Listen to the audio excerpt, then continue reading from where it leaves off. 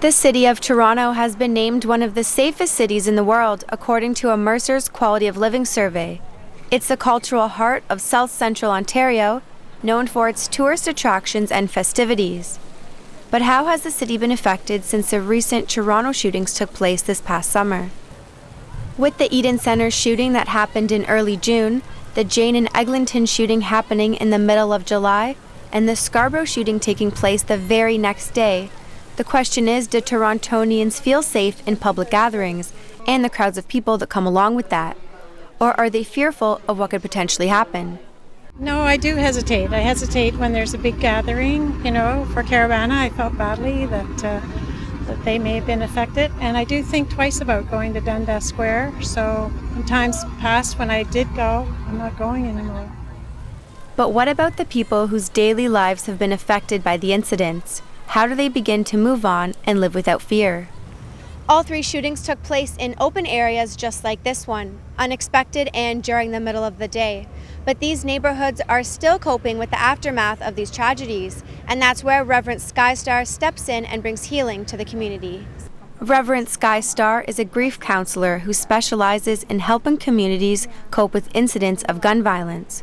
For years, she's been working with youth and families to bring healing through God's love.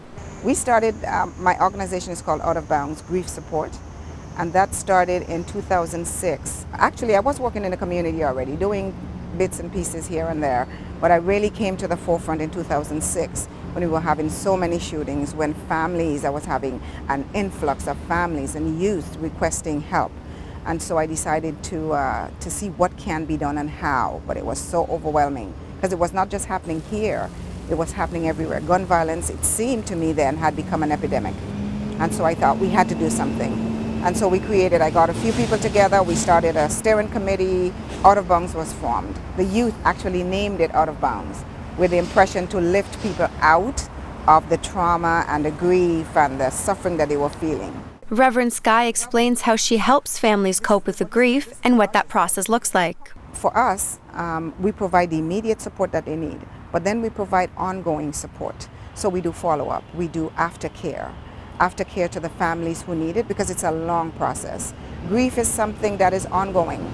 People tend to grieve easier or better as time progresses, but it's never forgotten. You hear people say, like, you're gone but not forgotten. It's a continuous thing. Then we also provide programs. I have group sessions that we provide every Friday, every second Friday of the month, that people can come. It's open, everybody knows that.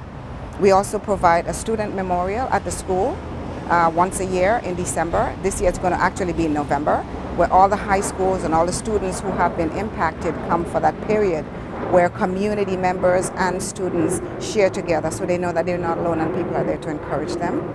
And then we have a community memorial that we do this first Saturday of December that's open to the community, and not just this community, but anybody can come from any other community. But even though these incidents are not as common as we may think, Reverend Sky says that many people are still afraid to move on and live normal lives. It really, really does affect their daily lives. And this is why I started this, because I realized that the entire community was grieving, not just the youth in schools, because I do work in the schools as well, but everybody, like the families, even if the people are not directly involved, even if they're not related to anybody involved in that, just hearing about it, because it's something that's not something that is normal. Like, we don't expect people to go around shooting people and killing people and creating such pain for other people. And so it is traumatic, and it does affect people. And it affects people, like, even outside of the community who hears about it. Constable Victor Kwong of Toronto Police Headquarters says that despite the random shootings, citizens should continue to go on with their daily routines and to not let these incidents affect where they go and what they do. Well, I think if you take a look at how relatively infrequent these are, global scale, you shouldn't prison yourself because of a couple random acts. Random acts would be you avoid walking on the road, crossing the street for fear of getting hit by a car or struck by lightning, right? So it's one of those things that you have to live your life. You have to trust that Toronto and the surrounding area, Canada for that matter, is a relatively safe place. And if you keep your eyes open, if everyone helped each other by reporting crimes to prevent crimes from actually taking place, it would continue to be a safe place.